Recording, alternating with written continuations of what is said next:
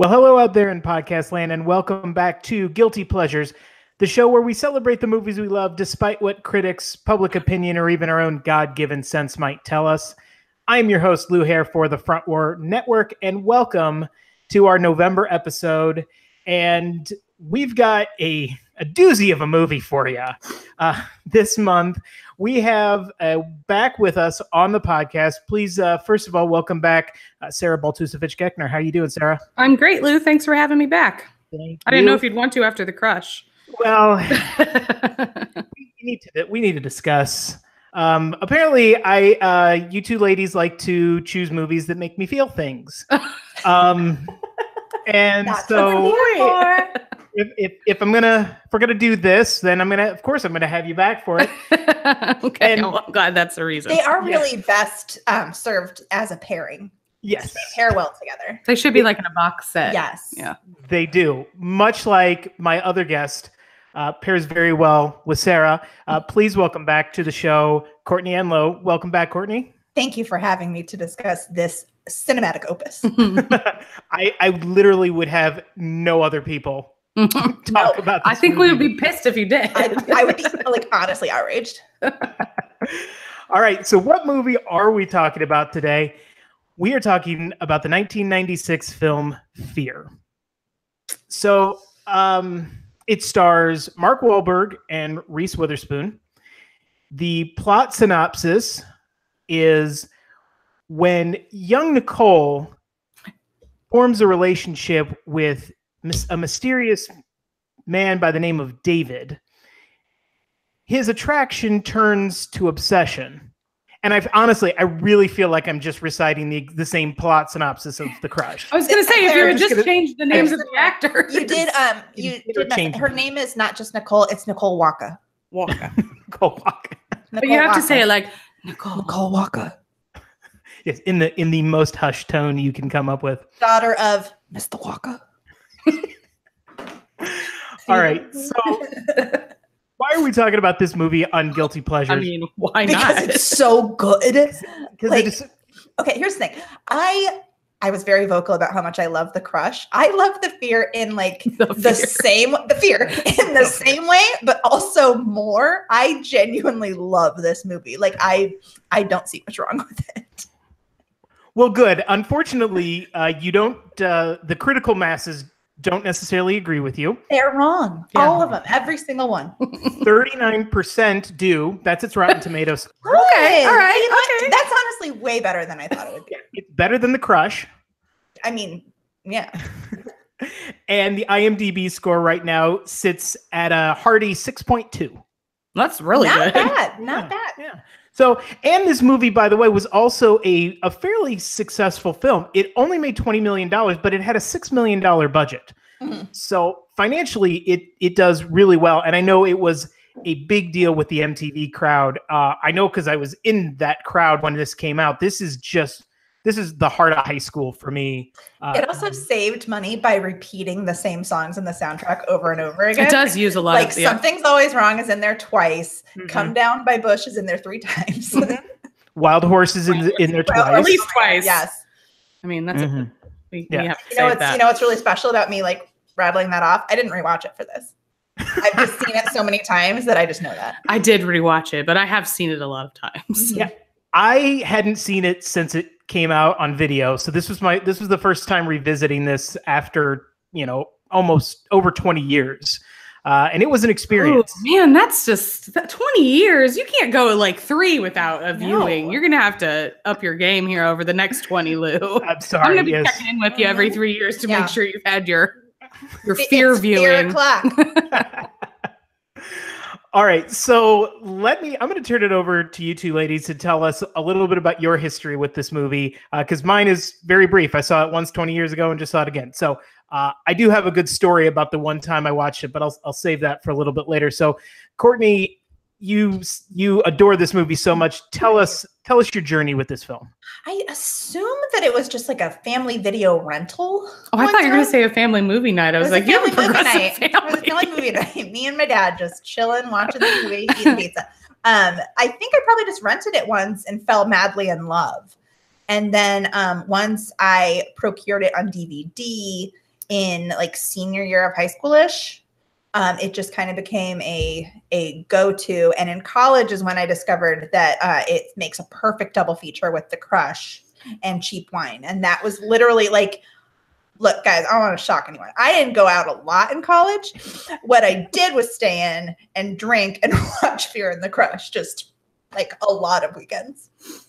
Seems like a hearty education. I mean, I went to class and then I also did that. Like that was my education. You were a well-rounded student. That's great. Is what we're getting at here. And I started as a film major too. So like at school, I'm studying the Dogma 95 movement, and then I would go home and be like, it's time to watch The Crush and Fear.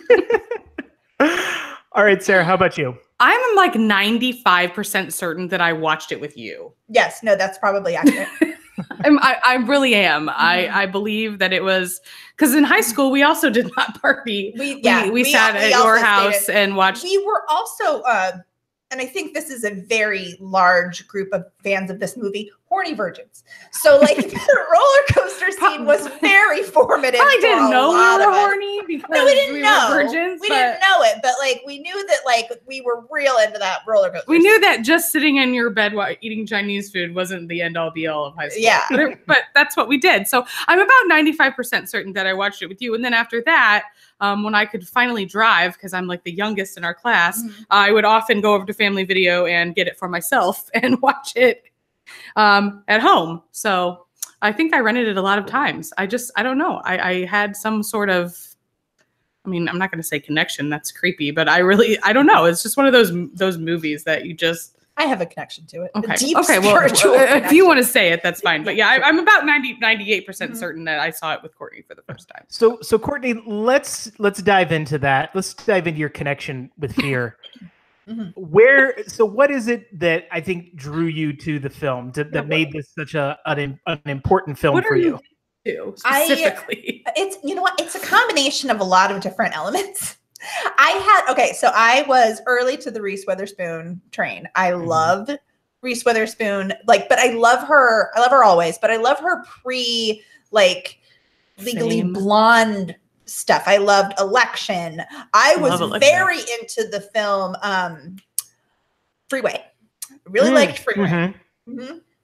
Freeway 2 Confessions of a Trick Baby is just my favorite movie title of all time. She was not in that one. That's Natasha Lyonne. That's another episode. It was like the thriller aspect. It was the horny teen aspect, let's be real. And the soundtrack, and then the Seattle of it all. Like my dad's youngest sister, my youngest aunt, was very like grunge, and I just kind of wanted to be her. So this movie was like, this is what style is. This is fashion. This movie is too much fashion. You mean her literal ass hanging out 95% of the film? Yeah.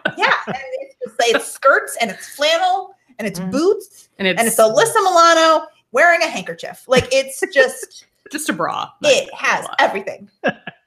Yeah, that aesthetic is so quintessentially 90s. I thought this was a little later 90s than it was, and I'm watching, I'm like, did they miss the boat on this?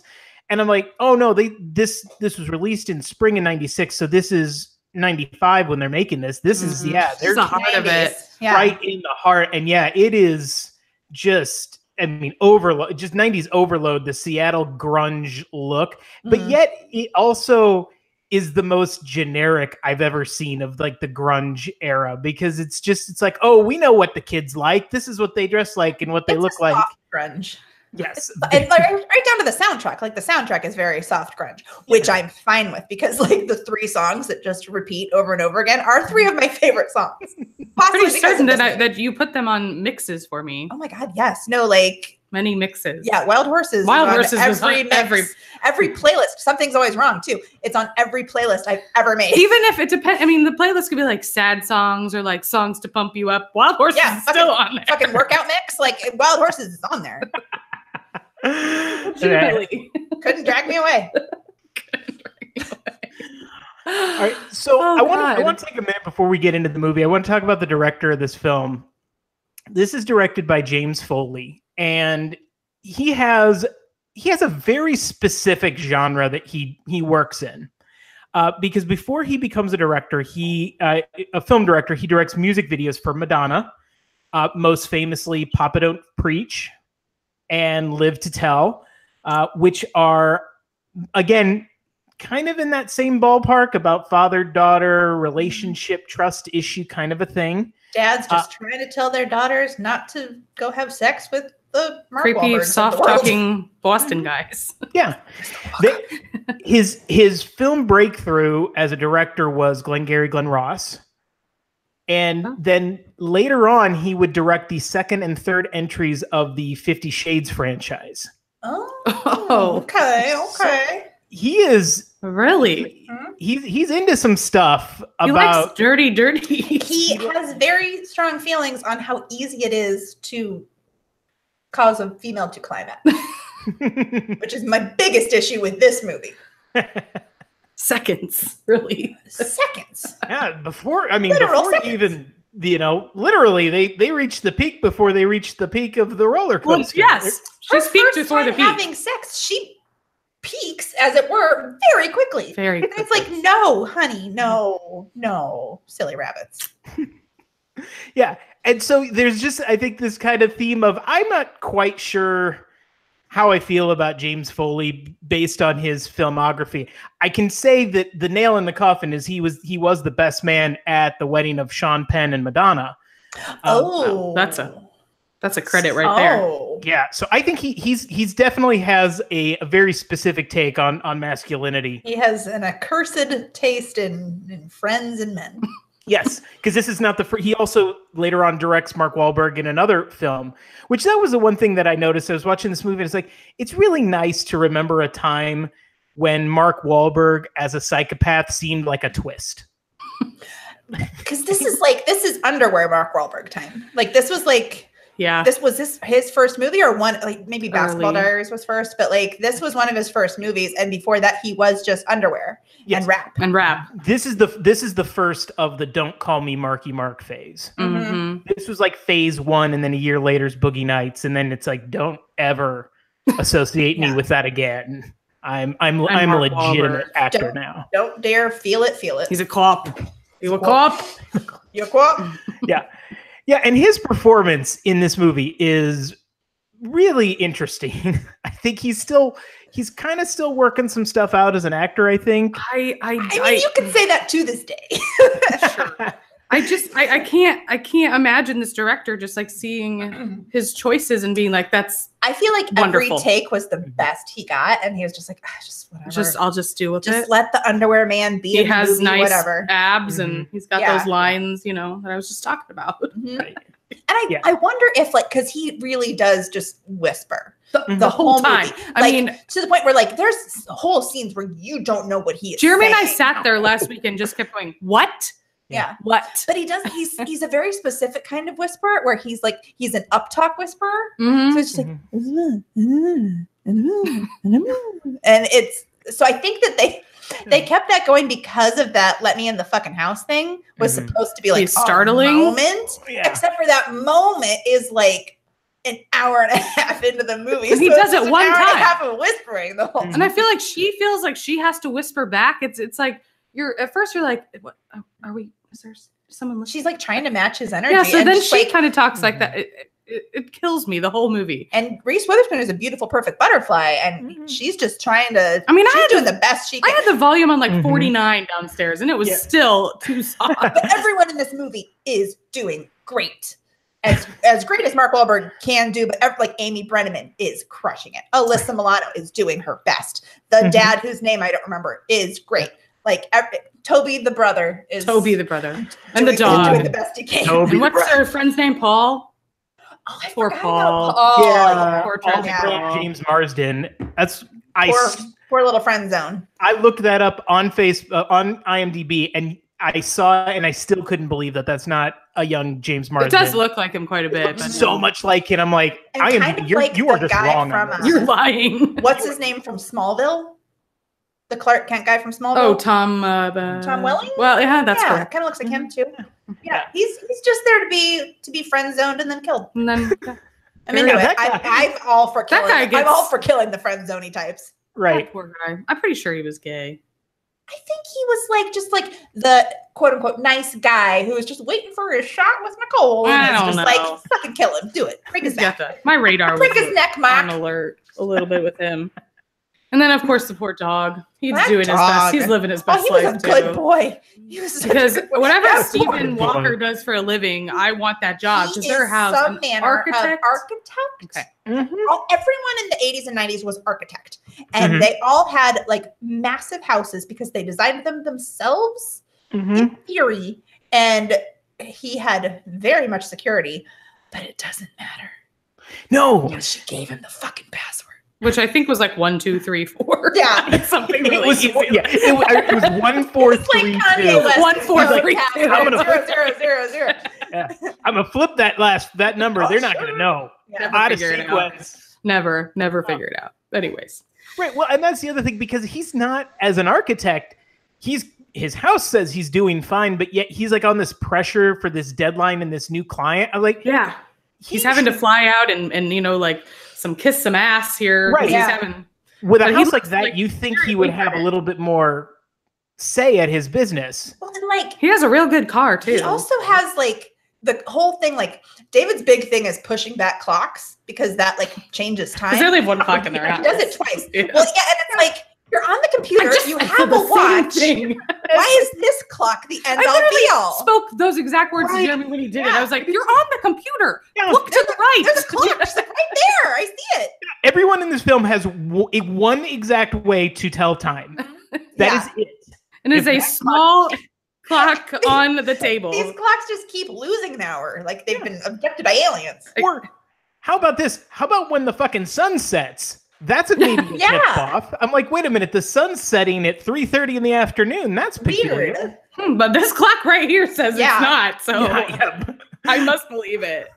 I must believe the small He clock. like I refuse to believe he's in front of the computer and he just keeps like craning his neck to turn around and like look for the clock. Like, Right. no, this is unrealistic. Mhm.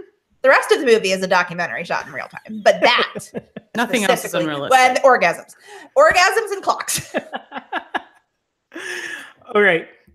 So let's talk. We mentioned Mark Wahlberg. Let's talk a little bit more about Reese Witherspoon because I think you mentioned this is very early in her career. Mhm. I don't think this is her. Was Oh, Freeway Tiny before Baby this? Reese. I think it's the same year. Isn't I her think first they were movie both Man in the 96. Moon? Because that's a Yes. that's a But wonderful. she still had her like youthful baby face. She and- does, Mhm. yeah. Although Yeah. you do see a lot of her ass.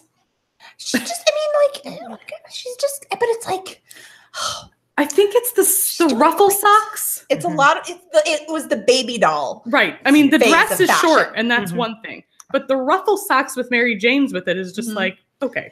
But it's like, did you feel like there was more like of a body positivity in the mid 90s? Sure. Whereas like now I feel like she would have been like fucking ripped to shit and like have like abs and stuff like that. She would have been Right. like shaped like him.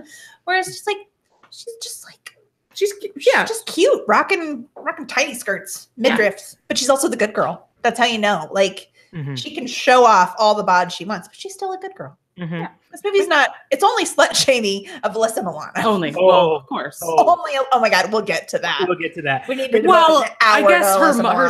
stepmom does slut shame her once. She does call her. She says she looks. Take off your makeup, you look like Yeah, I a was going to say, slut. excuse me. She says she looks like a slut. She But doesn't she has to call clarify her a that. slut. She clarifies later to Looks the day. like a slut. Like, okay, Amy Brenneman. That doesn't make it better.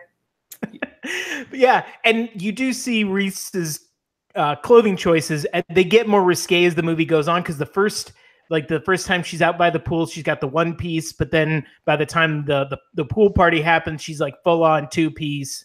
Yeah. It is a 90s two-piece though, where it's like up to her belly button and it's like a like full actual bra. Yeah. Like, yeah.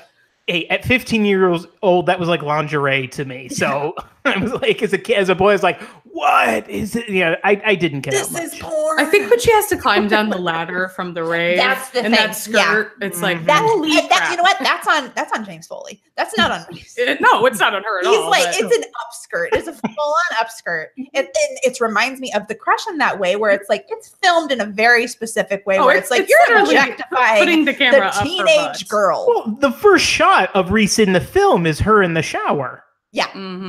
That is our introduction to this 16-year-old girl. Is just The movie wants us to know she's clean. She's just clean and pure. Mm-hmm.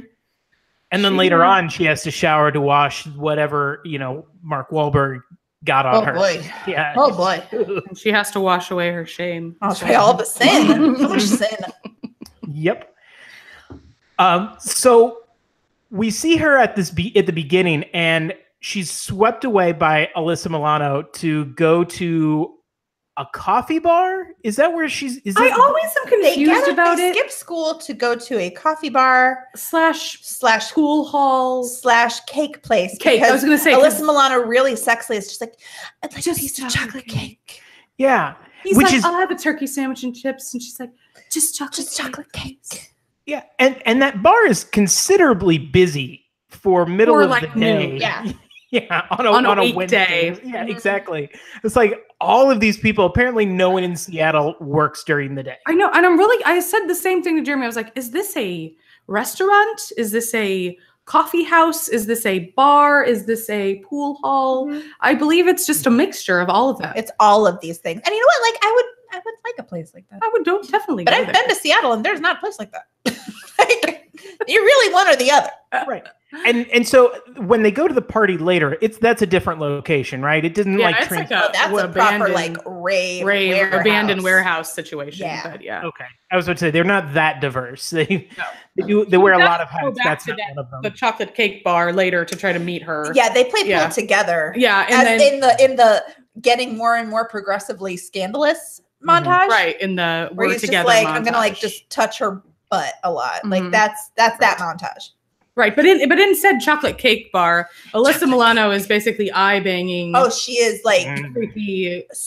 That creepy guy. That creepy guy whose mouth has to taste like the ashtray of an old car. Alyssa Milano, I get that you are supposed to be this movie's like slutty slurp. Yeah, broken human, but like Jesus, have some taste. You're Alyssa Milano. She is literally eye banging. You were the body double for Ariel and the Little Mermaid. You deserve better than that ugly ass guy. You have magical powers. You are a witch. Yeah, who how old is that guy supposed to be? I mean, he's easily 45. Yeah. Can we talk? I can't even do it on a podcast, but can we talk about my favorite moment in the movie where he just like is like humping Alyssa Milano and pointing at Reese Witherspoon. It's just like that Family Guy thing with the monkey where he just points at the guy. Like that's basically what that was. And I'm pretty sure he breeds fighting dogs for a living. Look, we don't 100% know what is happening. I don't think that's his only house. Yeah. I know that it involves drugs. Yeah. But I don't know. They talk about pit bulls a bunch though. He's coming to pick up the dog. I'm pretty sure they like. I think that's code. That's what I thought. I don't think so. I think they're breeding fighting dogs. Either one is easily plausible. If it's code, fine, but I firmly believe like you're here to pick up a dog. Would that mean like you're picking up an 8-ball or something? Woof. Or legit is there? Well, I mean, but we learn later they're not a big fan of dogs, so maybe poor dog. Yeah, that's my favorite line reading of the whole movie is that guy answering the door. Woof woof. Sure, okay, fine, but I still had my. I like Sarah's version of events better. Though. Absolutely. No, don't you just think their whole basement is full of dogs? I just see dog fighting. We literally don't know what's happening. They are driving very far to deal drugs. It seems like the drug people. No, because there is a time when they are driving in the car and he's on the phone with Nicole. He says he has stuff to do, and he has a dog in his lap that he is like creepily petting. Mm-hmm. Does he? Go back and watch it because I was like, why is that dog there? I swear to God. Maybe that's how they practiced cutting off the dog's head. It's just they just do maybe. But he is like awkwardly stroke. Watch it again. Well, I mean, later in the movie, he's awkwardly stroking something else. Well, he does a lot of stroking. Anyway, he's not even stroking. He's just literally like sitting there with his hand on it, and it's just like this is the saddest masturbation scene. So I think my favorite part about the first like meeting of them is like Nicole gives. I think Alyssa Milano's name is Margot. It is, yes. Margot crap about eye banging, creepy ashtray mouth, and then she basically just eye bangs Mark Wahlberg even more about 2 seconds later for a while. Now, before we meet him, can you blame her? Right. Because for one thing, he's Mark Wahlberg in 1996. He's also standing next to that guy, which makes him much hotter. I mean, he's not bad looking. And he's wearing like a tight, long sleeve shirt. Shirt. So tight. and he's playing pool. Like she is a young horny virgin. That's the theme. Yeah. Horny virgins. And she's just like, wong. That's her eyes going. Right. So yeah. Very subtle. Very subtle. Yeah, and somehow like it's really convenient that those two dudes know each other. I was like, oh, I just thought they're both randomly picking up. No, you come to find out they're in cahoots or part of some dog fighting ring. They all get the flyer for the rave, and the guys are so down for it. They're like, fist pound, yes, rave. And they somehow find each other in this like big city warehouse party where the clothing at this rave is just fantastic. Look, I missed out on rave culture, but this felt very rave. It's definitely like, very rave. Yes, they find each other and momentarily until a random fight breaks out. Something happens to where the helicopters have to go. Helicopter. Margot starts dancing up on like Grease Trap, and it's like it's not something that goes with the music. Like clearly what they were playing while shooting it was different, but she's just like basically just like hump dance, and because we need to know she is the slut of this movie. Yeah. Okay. Let's dive into that a little bit because Alyssa Milano's character.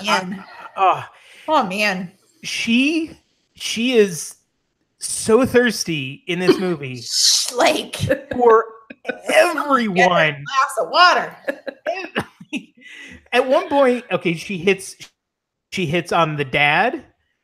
Which she like full on leans over and she's just like she's into it, and he is later on too. And that's when I'm like, okay, all right, I guess she's gonna, that's fine. But then later she hits on the boy, on Reese Witherspoon's brother. Toby. She literally says like, when are you gonna be old enough for me to ravage you? Ravage you. Like ravage. My stars. Ooh. She also gets horny about her car. She's like, my mom left me the rabbit. Like, is that the car or is that her vibrator? I mean, and I don't think they could take the vibrator to the party, but maybe they could. I don't know. I don't know how powerful it is.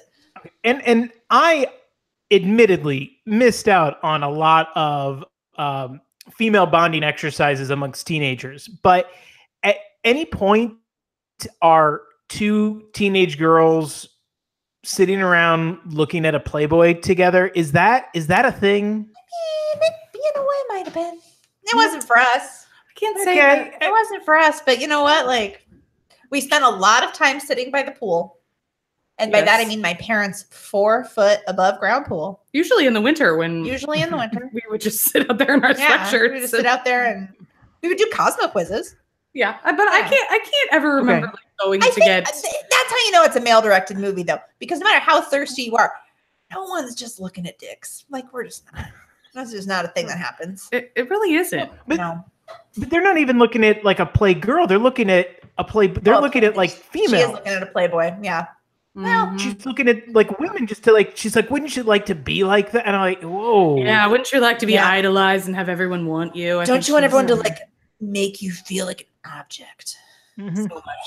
Yeah, I can't say that's something that ever occurred in our high school days. So maybe we were weird. We didn't go to raves. We didn't go to raves, and we didn't read Playboy. No, we watched a lot of Beverly Hillbillies. A lot of Beverly Hillbillies. Yeah, don't ask. Safer not to. Yeah. Anyways, so the movie, which makes that like I don't know if it makes it better or worse. Not like episodes of the show. We're big Diedrich Bader fans. Who isn't? Courtney and I's like library of movies to view on sleepovers does not sound like the average teenage girls. But I have seen all of them and love them, so no shame here. No shame in our game. We're super proud of it now. Yeah, our game is indoor bowling, like in the Beverly Hillbillies movie.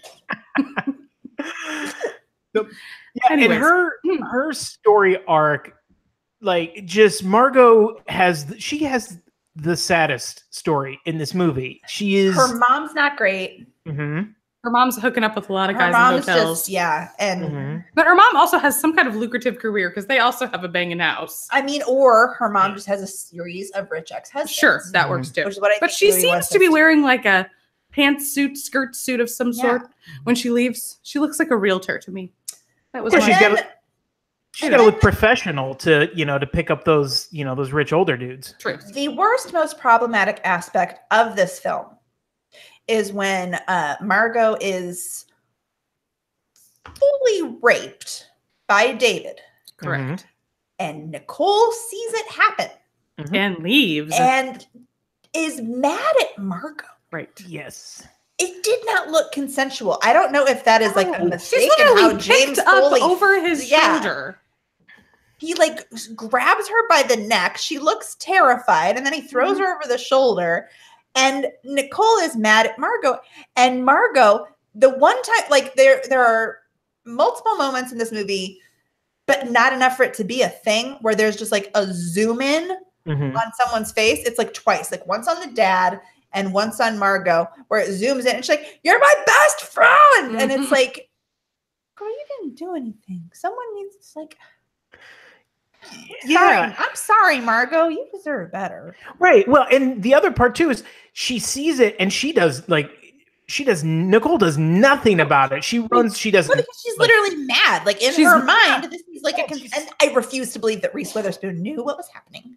Right. Like they had to probably film that in a way that like made it like we need to know that rape is bad. Mhm. Is what this movie wants to do, because otherwise we might not know. We might not know, guys. And so they shoot it in a way that makes it terrifying, which makes it all the more ridiculous that Nicole is just like, "Wow, I can't believe you did that." You Yeah. slept with him. Right. I No, you I didn't. was forced. Yeah. Yeah. She was like literally attacked, Literally carried. Like literally picked up. like caveman carried. Yeah. Right. Yeah. And then later on, when she joins the family for the final battle scene, she gets the shit beaten out of her. She takes like several punches in the face from 40-year-old dude. Yeah, And Trash. yeah, it's like Grease that trap, garbage bag. that whole Dude. character is just, I feel it's a the director sending some sort of message about promiscuity and just Yes. say, Absolutely. it's just very like, it's like almost teetering on the like, well, she kind of asked for it. And it's like, Yeah, it's like she's supposed to be like the complete opposite of Nicole and the and that's the thing with the fashion is that it's like, well, Nicole's the precious virgin, but the fashion is still objectifying her. We're still looking at her ass lovingly. We're still looking at her midriff, and it's like they're dressed. it's more not that appropriate for her. dissimilar, Exactly. It's more But appropriate for Nicole to wear it than she's it is. pure and innocent. Mhm. She So we has can- we blonde can, like, hair. yeah, and so Mhm. we can gaze at her, whereas Alyssa Milano, Trash. big brunette slut. Right. She's dealing, Nicole's dealing with her feelings of love. And, Yeah, Margot was just, just She's horny. just trying to get banged. Yeah, exactly. She's just a human Scarlet Letter. That's right. Okay, so yeah, we talk about so the adults in this film, William Peterson as There you go. Steve, the father, and Hot he's dad. yeah, He's a zaddy. mhm. Yeah, and he's already, and they're trying to play that he's being an overprotective dad, but I don't know. From the minute you meet, and maybe it's just me watching this from like a 2018 perspective of Mark Wahlberg, he seems off from the jump. Yes, He really Yes. does.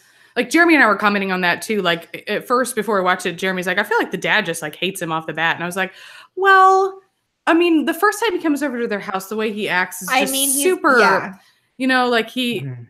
he's trying too hard, obviously. And then he I don't know, just the Well, way he everything demands does her is- to get her a everything he drink. does is and- sexual too. So he's sexual gardening, sexual trash taking out. It's just very much hey, Mr. Walker. sexual hand washing. Sexual hand washing. Sexual Nicole, get me a Coke. Yeah, there it is. Yeah. There it is. Yeah. And that's when the dad's just kind of Well, and there's sensory overload for the dad in that moment, because he's like, Nicole, get me a Coke. And Margot's just like, hey, dad. And then people are fucking with his clocks, and there's just all kinds of man. shit. Yeah, There's You know- so much clock fucking And I kind of forgot that aspect that she just moved in with them a year prior. Yeah. So, I mean, I guess his overprotectiveness is a little bit more warranted because he's new at this. Yeah. In a way. And he's trying to get her to go see James Taylor. A lot. See James you know Taylor. what? And then she agrees and she cuts up the fruit and everything. Yeah. And then he cancels. Yeah. And he has this. You're right, Dad. Just like real life. Like it was such a dramatic, like, I think moment. when she's like, can That's I help? why she goes to the rave. Is why she goes to the rave. Yeah, She's like, she could have been at Margot, James it's Taylor. on. You know, if this movie had just been like her going to see James Taylor, everything would have been fine. No one's breaking into anyone's house. Dogs and all, and That everyone dog would be would still be okay. alive today. You know, we don't know much about James Taylor behind the scenes, so I mean, who yeah. knows? It could have been wild. He's seen some things. He's seen fire. He's seen rain. Yeah, and that's the other thing. The movie's, you know, wanting to let you know, hey, listen to your parents. They know what they're talking about. Because ultimately, I felt like this movie could have worked for me a little bit more if Nicole had become more of the main threat, or in the end, if she was the one who figured out or took out David. But really, this movie's weird in that way, in that it's clearly aimed for like teenagers, and yet the dad's kind of like almost as much of the protagonist as. And that's because it was made by a man. Yes. And also, I feel like the her stabbing him with like some manner of Native American It's a peace pipe that she got from the carnival. I mean, I feel like they didn't. It's like they clearly didn't have like some kind of symbolic thing for her to kill him with. So it's just like, well, this is the thing. I mean, when that happened, my comment was, if he would have just bought her a fucking teddy bear like a normal person, he would have been fine. Fine. Yeah. Like, why did you get? I mean, who goes to the carnival and wins and like, here, honey, I got you this peace pipe. Okay, thanks.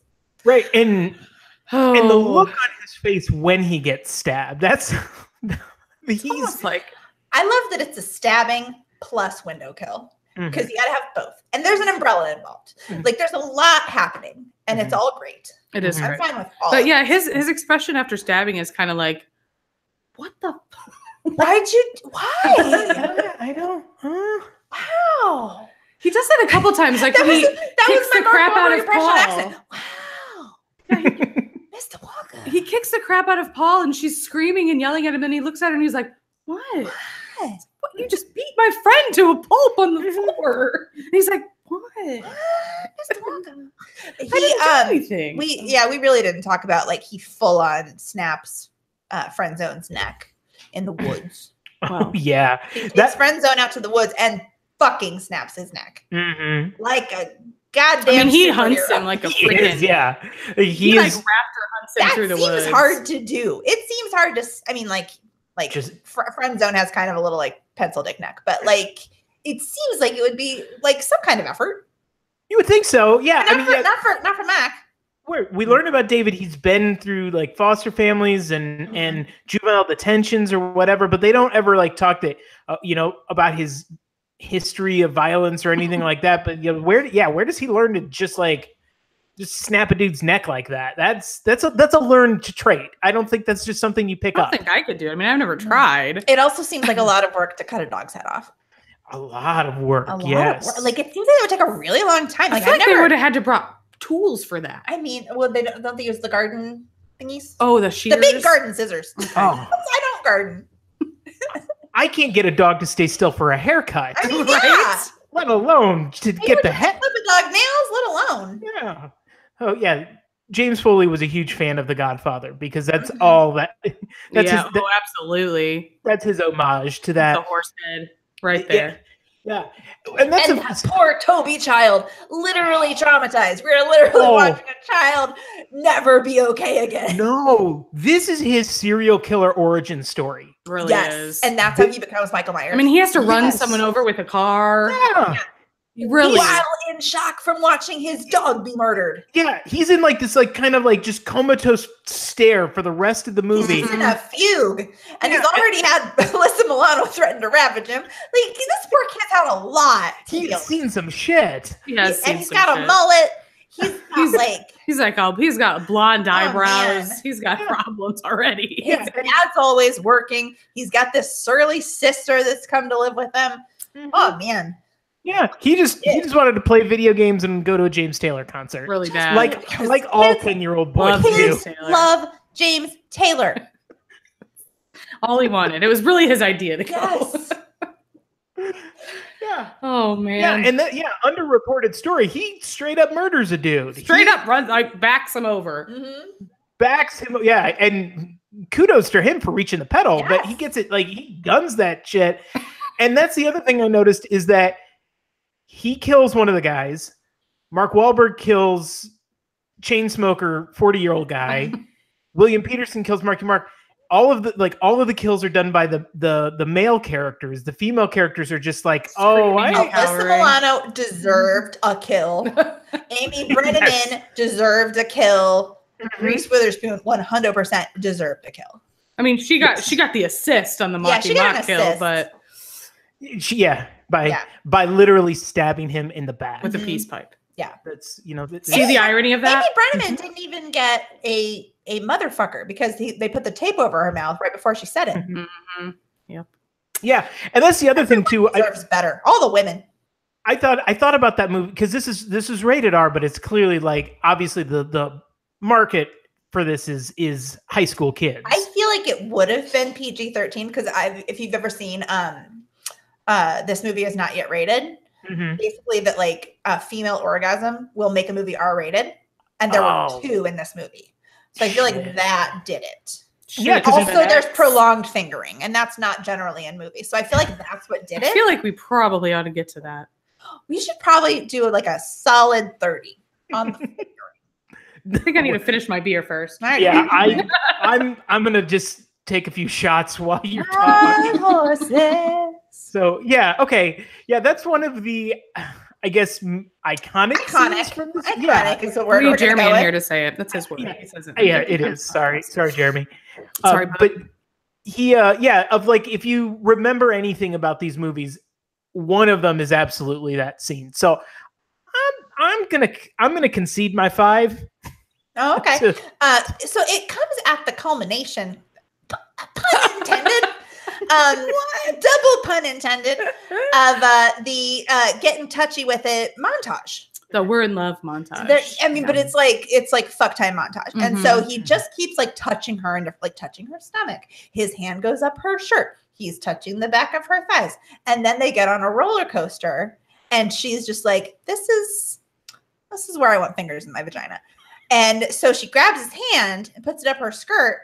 And at the angle that he is at, I feel like his wrist might break. I feel like that would have been really difficult. I feel like it would have been really difficult and more difficult to go from the bottom of the hill of the roller coaster to the top of the hill of the roller coaster, climax. Mm-hmm. I mean 25 seconds. I mean, she is a virgin, so I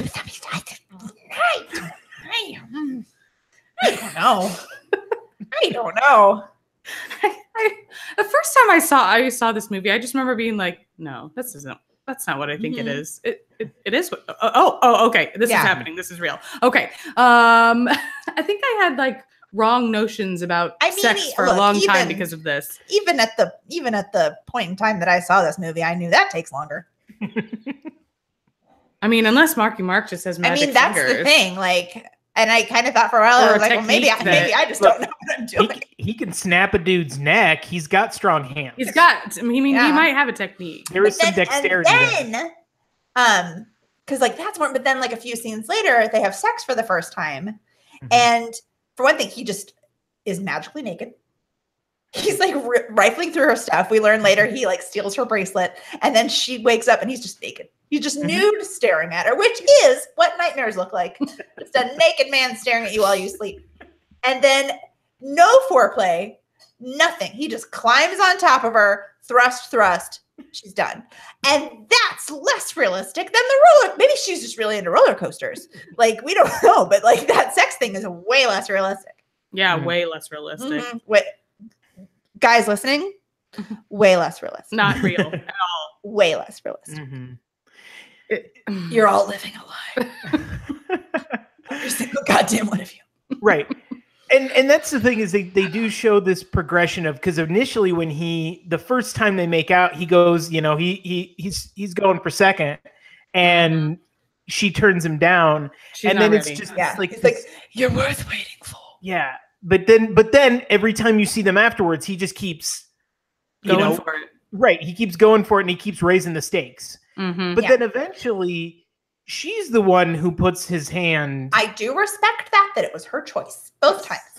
She's like, she told him to come over. she's She like, gave him the code. shove your hand up my hoob, and come And to she my waited. house. She was And pretty here's the code. close to naked in bed too, right? Here's the Yeah. code to my house, and here's the code to my vag. And- Type in the code. Right on. We're ready to go. But he didn't type in the code. He just stuck it in, and that's not how that works at all. Oh. That hurts. That hurts to think about. No, I just I lifted in my seat. do you a little think bit. that people in the seat behind them knew what was going on that roller coaster? I don't know. I it's just very uncomfortable. Yeah. I feel like it would be really hard to do too. I mean, you usually got to hold on those things. She was he definitely was holding on. He was holding on to something. Did she not have underwear on? Is my other I assume question. Well, we already saw he was like had her skirt all the way up. She had to be wearing underwear. I think he just moved him aside. Look, this movie makes a lot of presupposition. He's got a broken wrist. He's holding her underwear aside, and One-handed. God, One-handed. maybe he has really long fingers. He has some dexterity. I don't know. He does like hand yoga. I want to know about the process of filming that too. I like this conversation about the physics of roller coaster finger blasts. Hold on. I need. Okay. And then the look on her face. It's a lot. It's a lot to do here. Does he use the cross hand or the hand next to her? It's worse. It's like Uh-huh. Yeah, no, that's true. He's sitting next to her. He's using the right hand. Uh-huh. He uses the hand closest to her, yeah, right? 'cause so he's he's not- like full on like Because he's not reaching over himself. right. There's He no can't- way. he There's can't. no way he has the range of motion to get shit done that quickly. Guys, Yeah. I take it back. I hate this movie. No, because Yeah. when we were teenagers, we believed that We're was like, real. This is real. This is how it realistic. happened. This is what it's gonna be like. Yeah. It really Yeah. is. Yeah. It's not. It wasn't. It wasn't. No, Still yeah, and from the male perspective, you're taught that it should be that easy. Uh-huh. Right? This movie is why guys think it is that easy to get a girl off. This Yeah. movie killed us all. Yeah, and then later on, he shows up and he does the naked man in the bedroom, and He does do the naked And man. it works. He's my hero. 1 out of 3. 2 out of 3 did. 2 out of 3. Yep. yep. 2 out of 3. Yeah, works so well. And it's just literally like in, out, done. He really. What pose did he just play his naked man in? He's just like literally standing there, just like, hey, look Was at it this. the copper tone baby? Look at this. Mr. Clean. The Burt Reynolds. Yeah, I'm thinking it's 95 Mark Wahlberg. He's not having to pose I don't think he needs He just did the Mocky Mock. He just did the Mac. He did the Calvin His Klein. clothes literally come off like in Bruce But they just, like, Almighty, where he appear. just, he like just strips. He's just naked. How long was he standing there? How long had it been since he took off his clothes? Oh, is he waiting for her to wake up? Yeah, he And just it's- watches her. And, okay, where does he hide the bracelet? Because he stole the bracelet. He put it in his pocket before he took off Okay, his clothes. which Or he pocket? stuck it up his butt. His butt. Look, she wasn't rooting around in there. They didn't do anything else. Listen, that's how sex really It's is. so sexist. That's what 16-year-old me thought. Yeah, you just stick it in dry and call it a day. God, I need way more beer. Oh, God. yeah, but he doesn't do a very good job afterwards of covering his tracks because he leaves the condom wrapper under the bed. I think he does it on purpose so that the dad knows. Oh, he Dad does. absolutely does it Because on purpose. He's Yeah. just like, Mr. Walker, I loved my truth. this is mine now. He's marking his territory. His Oh. territory.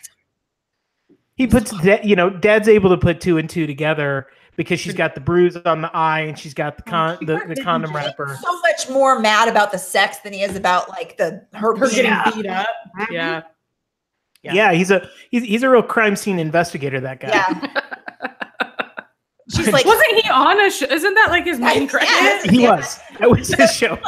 She's like crying. Amy Brenneman's like fixing things. By fixing things, I mean she put makeup on her. And then she's crying. And then the dad walks in and he's just like, wow, Nicole, you got something to tell me about your slutting around? Like, and that pushes her back to David. Right. That's when she goes and gets the flowers out of the trash. Nice job, Dad. Yeah. The parenting philosophy in this movie is fucked up, to say the least. Bad That's parenting. This movie is nothing but bad parenting. Because she shows up, they don't, they just put a little makeup on the eye. We're not gonna, we're not gonna call the cops. We're not gonna do anything else about that. So when shit really goes down later on, nobody does a thing because they're like questionably sexy moments. She leaves for school, and Amy Brenneman goes up to William Peterson, and she's just like, "I did her makeup, so she doesn't look like a slut," and then kisses him, and it's just like, what is happening? That's not sexy. That's not a bonding moment. That's terrible. Yeah. This is a bad stepmom. She's just trying to figure out. This girl showed up a week ago. She's, you've gone from zero to teenage girl. Yeah. No, she's not. She's Kat's mom. Sorry, I just watched Casper the other day from Jeremy because it sounded like a good idea. Anyways, I didn't admit that. So this movie, what I didn't remember from this movie is how quick of a turn this movie takes. It really does a hairpin turn. It really just kind of ends. Like it just happens and then it's just over. Scream is kind of the same way, where it just like, well, we don't know what else to do. It's always so let's just do a big exterior house shot. I can't tell you how many 90s movies are like that. Just like ambulances show up, exterior, it's done. It's like, well, this is done now. Yeah. But you're right. Like the whole does the pounding on the chest happen right before the turn? Because that always gets me good. Yeah, that one. Well, no, because it's after is that after the pool? When he comes home, that's when David comes back. Okay. So she gets the flowers out of the trash. She's just like, JK, lol, I'm fine with you hitting me. Then they all get into the pool and have special pool family time. The family pool, that's right. Yeah, and then William Peterson's like, and she's like, would you rather her sneak around? Yeah, yeah. Okay.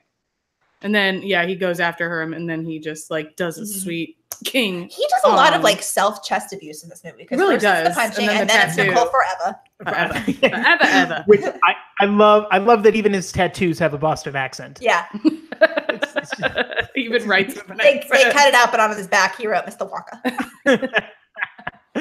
Mark Wahlberg hates the letter R more than any actor I've ever seen. Oh my god! And then the dad he trashes their house, right? Yes. Yeah. Okay. Mm-hmm. And that's when they're like, woof woof, we need to go. Yeah. See, he took all their fighting dogs. Yeah.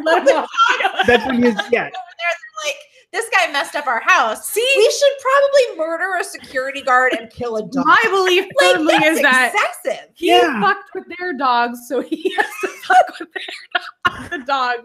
This is my theme. I mean, it would at least explain why they went from 0 to murder. I'm telling you. Okay, he let all their fighting dogs go. He gave them the good homes. He did slice up their giant, stupid TV. He did. Yeah. The 90s version of that 90s thing when TV was made of canvas. Yeah. He did slice up their sweet TV. Yeah. And this group is the most generic gang of street toughs that it's like, oh well, I guess it's weird if we just have one guy fighting another guy. He needs a whole gang with him. Right. Yeah. I think they all live in that house some sort of weird well, they're taking it over fraternity. Because Dad is gone. Because there was a line in there about, doesn't your dad get back on Monday? Like someone's uncle's place or something? Yeah. Marky Mark lives on a cot in a really and he's got his sad room. He's got his mugshot taped up on the wall. Along with, they spent $25 in those picture machines at the mall because they have 8 of those strips of the 4 of them. I'm like, and then probably a Bible, which seems like a Mark Wahlberg call. He's just like, I need to know that I'm a Christian. So yeah, I could have stopped 9/11. So now he's cut. So they do murder that poor security guard. They murder the shit out of that security guard. Mm-hmm. Yeah, and the dog. Yeah, they behead a dog. All because he messed up their pool table, another pool table.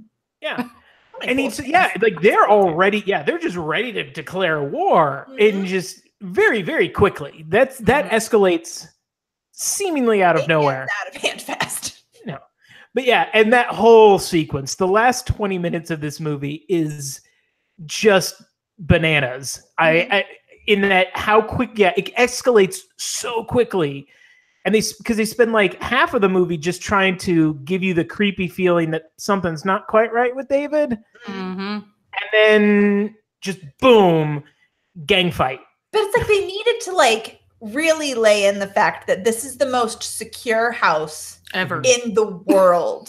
Yes. It's There like are the cameras. goddamn Titanic and it's never going to sink. But then it does. Yes. Because Once she gave him the code. Because she 1, gave 2, him the code. 3, 4. One No. code? That's not secure. Multiple codes. Codes. And fingerprints. yeah. So What was his reasoning for this much security? Have they had problems in the past? Architect? Architects? Sure, yeah. For reasons of architect? yeah, that's the other thing. Yeah, because they live isolated. They're on like this peninsula. In a already gated community. Yeah. Like the With a gated. security guard. Right. Yeah, they don't address that The at dad all. runs. The dad keeps it tight. He does. Like it's, He does. they don't need all of this. Like that, there's probably I feel like there's a deleted scene that where the dad talks about like, oh, something happened to me years ago and now we have to live to because that would make his character at least a little more sympathetic. Sure. Yeah. He's gone through some shit in the past that makes him want to be that protective. But no, he's just like generic sitcom dad protective. And then like lock down his house like the freaking Pentagon. Like Yeah, Right. exactly. But not that good because otherwise it would be more than just this 1 4-digit code. on a really shoddy keypad. Yeah. To be honest. So yeah.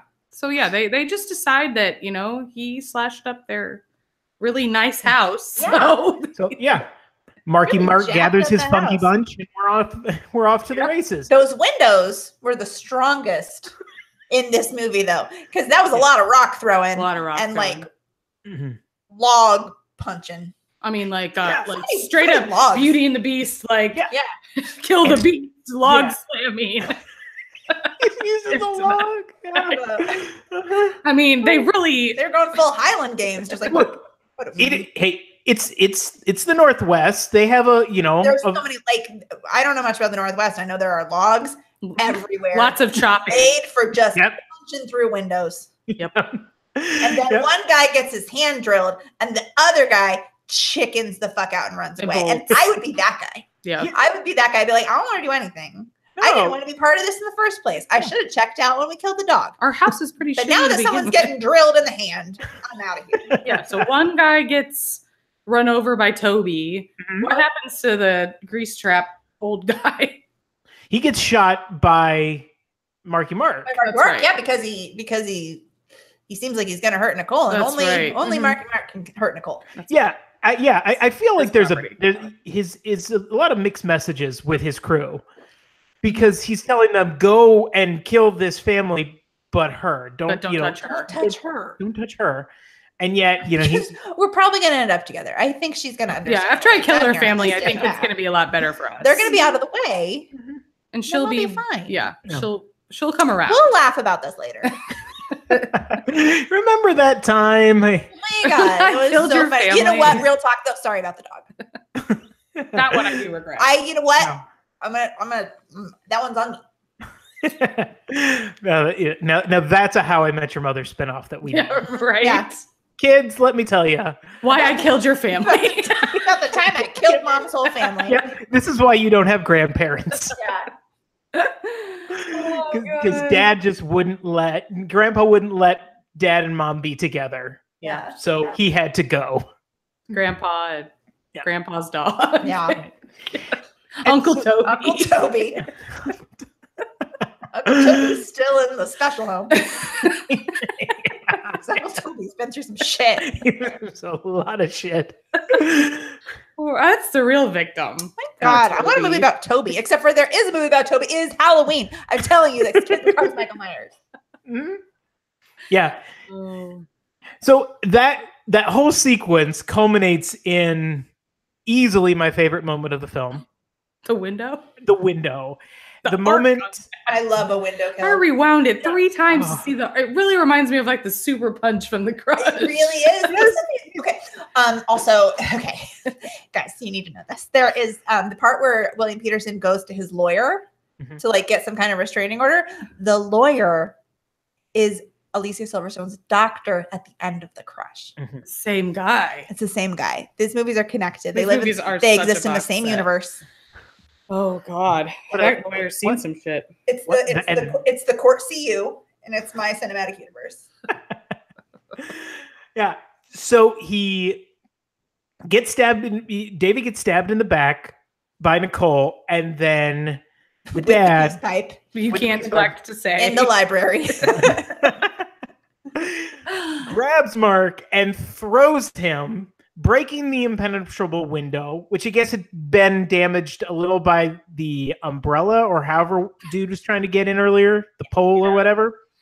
But it's enough so he not only breaks, he is propelled in an arc. An arc. Like 50 Yeah. Over the awning onto the into the rocks.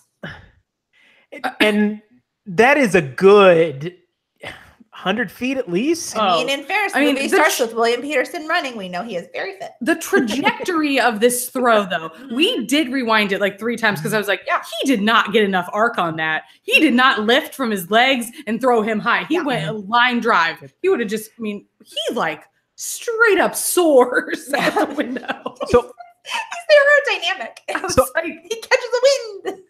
I'm glad I'm not the only one, because here's my story with Fear of the first time I saw this movie. We saw just like you did, Sarah. We saw this movie. I was watching it on VHS. I was like, holy shit, what did we just see? I laughed, guys, we have to watch this again. And all of my other friends were like, can we just watch the end of the movie? Like, no, I was like, no, we are going to. See is an ambulance. Yeah. So I made the classic mistake that sometimes you make with a VHS. With a VCR, you had to stop, then hit rewind. No, I hit the rewind button and the tape broke. At that moment, because I hadn't done a lot in 16 years, the tape broke inside the machine. We had to take the machine apart, and then we taped it up and returned it without saying a word to the video store. This is one of those very specifically like 90s stories that just like got me in the heart. And I was just like, oh my God. Did it like unravel in the machine? No, it's just snapped. And so we had to like literally go in and pry it out. And this is how I know I couldn't be a criminal, because this was like my I know what you did last summer moment. We're so guilty about it. So guilty. And I was like, guys, they're like, chill out. You can't take this back. Put it in the Dropbox. Put it in the Dropbox. Go drive. Because the retail value on that's like $100. I don't have $100, guys. I'm working at Hy-Vee. I'm not making shit. And so I am panicked and like, get it out. We tape it together. We just turn it out. We're just like, there we go. And great movie. Thank you. We sure watched the end. I quite enjoyed that. Thank you. Oh, forgot to rewind, but don't check it. I wasn't kind, but I was not kind. So not kind. That was not kind. And then, that's great. 10 years later, that movie store closed. So I think that's why. Why? Somebody tried to rent Fear, and then they took a lawsuit out against them because they couldn't see the end. They're like, well, what the fuck am I doing at this kind of place? I'm going to just buy it or perhaps stream it on the internet. And that was James K. Netflix. And it's all your fault. The poor movie store, those people are hungry now. Yeah. They're in the poorhouse. I apologize if you're listening, which you clearly are. Mr. Netflix, we're so sorry. Yeah, so I missed it took me 20 years, but I finally got to see the end of the movie, which is about 20 seconds long. I was just going to say. Pretty much, you got to the end. You saw it. He hits the rocks, and then they pan out. This movie's like, well, there's nothing now because the movie's dead. Yeah, well, they all hug there because it's the night. It's again. They do all hug. You gotta have. Yeah, they bring Alyssa Milano, who's just like been beaten nigh to death, and but it's okay. He goes to therapy for the rest of their lives, basically. Specifically Alyssa Milano and Toby. Oh, Tobes. Oh, yep. And then it just ends. Then the ambulances are pulling up, and we see. All right. any other scenes or moments that stick out that we need to cover? We really kind of we really have done a pretty thorough job. I can't say enough about "Something's Always Wrong" by Toad the Wet Sprocket, though, which is one of my like top 5 favorite songs of all time, and I'm glad they play it 3 times. Yeah, for like, I will, on the record, best 4-song soundtrack ever. Yes. Mm-hmm. I mean, I feel like you would have to get the CD if they sold it at a discounted price because it only has 4 tracks. I mean, unless they have like the score on there, with the score, which is just like, it's like that very like 90s movie, like Seattle Sounds, where it's just like running through the woods. Jeremy and I were commenting when they're in the car talking about James Taylor, and she's like, "Dad," and he goes, "Daughter." I'm like, "That's clever. You're funny." They have a rapport. Yeah. Oh, and when Dad gives her there's like a pet nickname that he gives her, and then she responds back with another one. I was like, that's kind of creepy. Yeah, I can't remember what it I is. can't remember what. Yeah, I just wrote down pet names, and I should have been more specific in my notes. But I was like, I was like, that's weird. And like, I hope, like, because like, I have all have pet names for their kids, and then they're the idea of one day that they're going to be a teenager and have some sort of weird name for me. And it's only weird if you make it weird. That's true. I mean, I feel like it's weird to call them by their pet names when they're older, though. Like, my mom used to call Cody Kokajamoka. I feel like if she called him today and was like, "Hey, Kokajamoka," I'll call Jules Bougie until she's 40. We call Gibson Do. The Scooby-Doo song. I call Jack Bus. Yeah, for Buster. I feel like when they're older, it's just kind of awkward. Like, it's gonna be weird calling my 20-year-old son Bus. My dad used to call me Scooter, and he sent me a text on my birthday one year when I was like 25, and he's like, "Happy birthday, Scooter," and I was like, "No, that gave me the willies a little bit." My dad still sometimes calls me Snoozy Susie. So it's fine. I mean, if you like that stuff, it's fine. I don't like it in the way. I'm kidding. You guys are making it filth. It is filth. It's filth. You made it weird. All right. I realized that I spent half of this podcast talking about like the length of time it takes to make a woman orgasm, but you guys are the ones making it weird. Yeah. How dare us for having nicknames for our kids? We're just creeps. I apologize. All right. Yeah, I really do think we were pretty thorough, though. I'm like racking my brains here, and I can't think of much that we really did hit everything. Yeah. The only thing I want to hit lastly is on the shrine that David makes, because much like you can't have a stalker movie without a shrine. It's got bracelets. It's got underpants. It's got everything. And it's got a picture with David's head on the dad's body. And it says, there's a thing that says Daddy's girl, and he crosses out and says David's girl. Her bracelet. Which is just clever. I mean, that's crafty. He's crafty. You know what? He's crafty. He is crafty. Look, he should sell that on Etsy. He fix that TV himself. We have learned something. Mark is clearly good with his hands. Dexterity galore. He can do tattoos. He can make custom jewelry. He's thriving. He can breed dogs. Learned a trade in juvie or wherever he was. Sure. Oh, the system works. Mm-hmm. Okay. All right. So let's take this to the guilt meter.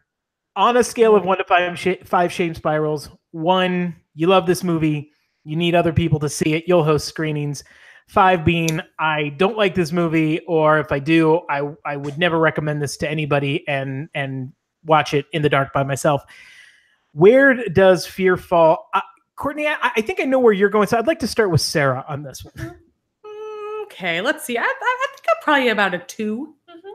Okay. I don't think I would, post a Facebook post today and be like, "Guys, we're watching Fear. Get over here." But like, I am in no way ashamed to like this movie because it has everything. It's a comedy. It's a romance. It's a chocolate cake propaganda. It is. It shows the wonders of roller coaster fingering. How many of us out there really wanted to try that just to see? But it's like, I don't want to make it weird at Six Flags. And it's not even Six Flags. It's like a carnival. It's like a proper carnival. It's the fair. That roller coaster could have fallen apart at any moment. Right. And those seats are not sanitized. No, not even a little. I mean, there's Band-Aids stuck in there. She shouldn't have been sitting in that short of a skirt anyway. No. See, we never had a roller coaster at the state fair, so we never had the opportunity, never even had if we any, wanted like, it. But Yeah. yes, Like pirate ship finger banging? Like, no. I Like, feel that just like, whoa! Gravitron? Oh my god, let's just spend the rest of the time thinking of rides you could finger someone on. Tilt-A-Whirl would be really difficult. Oh my god, that seems like it would hurt. Like you could be at risk of You can scratch. Yeah, but okay, so anyways, I'm a 2. I'm a 2. -1. I'm gonna show it to everyone. Everyone. You're I gonna, want to have a special TV that's just playing it on a loop. you're gonna have their TV. They're awesome. Yes. And then you're gonna make themed food. Uh-huh. Because I'll help. And I'm gonna every time I take off my makeup, I look in the mirror and say, so I don't look like a slut. Right. serve finger sandwiches. Is that So what many we're finger Ew. sandwiches. So many finger sandwiches. We're all gonna smoke a peace Oh my pipe. God. Okay. So much like The Crush, I'm conflicted on how I should be viewing this movie. So I think it's somehow I find it less problematic than The Crush. For no other fact that at least, you know, we didn't even touch on this. David is 18 or 19. We're not really sure. I mean, he's Older than her. he's Yeah. delinquent years old. He's not in high Yes. school. Yeah, Was because he ever? he gets kicked out of juvie at 18. Okay. Mhm. So So- he's He's at least 18. He tells the dad he's on a gap year. And so at least there's that. There doesn't have that factor to it, but you know, still it was uncomfortable. I will say there were moments where I was still deeply uncomfortable watching this. But I think I had a lot of fun, way more fun with this movie than I did The Crush. And the last half hour, particularly, I was like, oh, okay, this is now we're getting somewhere. So Mhm. I'm going to go a 2.5 There you for go. me. I think I'm going to say, you know, it's. I'm not going to watch it with my kids, or I'm not going to watch it. You know, I'm not going to watch it with my daughter anytime soon. But I think, especially for the '90s nostalgia factor, and then the pure insanity of the end, I'll go 2.5. good deal. Mhm. So we're all, you know, We average out pretty good. Yeah, Yeah, we It's- average out to like a solid like 1.5 yeah, yeah. The negative one really brings brings down. up the average. Like the average is like a 1. Yeah, it is. It's like a 1. Yeah. That's great. It's a really This good movie movie. scores so high. It's a really good I movie. mean, All right. So that's going to do it for this episode of Guilty Pleasures. But we've got another episode coming out later in November. Creed 2 is opening the day before Thanksgiving. So our next Guilty Pleasure is going to cover the last time the Drago family was seen on screen. So we're going to be talking Rocky 4. And I can't wait for that. I think it's going to be a lot of fun. But we've also got a lot of stuff coming up on the Front Row Network. We just got done with our Monster Cast series. November is ramping up, and soon enough we'll be getting into holiday season and Christmas movies and all sorts of fun stuff. So please make sure you go to our website, thefrontrowmoviereviews.com, so you can be in touch with all of that different stuff and a bunch of articles that I know will be coming out later this month because I'm writing a few, including some discussions about the Rocky franchise as a whole and gearing up for Creed 2. And then also follow us on Facebook so you can know about all of our different podcasts that are coming up. Too many to be named at this point. So just make sure you're in touch with us there. And you can find us on Twitter at Front Row Reviews, or me specifically at The Fake Lou Hair. A reminder, if you are hearing this on the main feed, Guilty Pleasures has its own feed where you can like, subscribe, and if you write something in the comments of your review and you request a movie, we'll do it. So please get on that. Help us get some ears to this podcast and help grow this community of people who love movies where Mark Wahlberg does weird things on roller coasters. weird. So- Awesome. Great. Yeah. So, yeah. So, Courtney, how about you? Where can people find you? You can find me on Twitter at Court Enlow, and you can listen to my podcast Trends Like These, which I co-host with Brent Black and Travis McElroy, at Trends Like These on Twitter, or you can find it wherever podcasts are found and at MaximumFun.org. Excellent. And Sarah, how about you? You know, I'm just kind of a guest host Yeah, on she's just, like, the front row. around. You know, Jeremy and I have the Are You Afraid of the Podcast show, so you can find us on there. We're a little behind, but we're just about to start season 3, and we just wrapped. Yep, like you said, we just wrapped up Monster Cast, and then the rest of the time you can find me teaching voice lessons. So if you live in the Springfield area, you can look me You up. can take a lesson or two. You can come learn how to sing. All right. Well, I want to thank you both for coming on, and I guess at some point we've now done 2. We should probably fill out our We trilogy need a of trifecta. problematic stalker movies. Yeah. I'm So gonna start thinking. Yes. we'll start thinking and we'll brainstorm, and so we'll probably be back sooner than later. And then maybe later on we'll do other movies that don't make you feel. You guys done Glitter yet? We've not done Glitter yet. Motherfucker, I'm coming back for Glitter, bitch. Done. Locked it in. So yes. So subscribe to our podcast, subscribe to the feed. So when we do Glitter, you will get it. And make sure that you like us and find us and do all that fun stuff. So we will be back with so much more up in the coming weeks and months. So until then, for the Front Row Network, I'm Lou Hare. I'm Sarah Baltusevich-Geckner. I'm Courtney Unlow. And as always, we'll see you in the front row.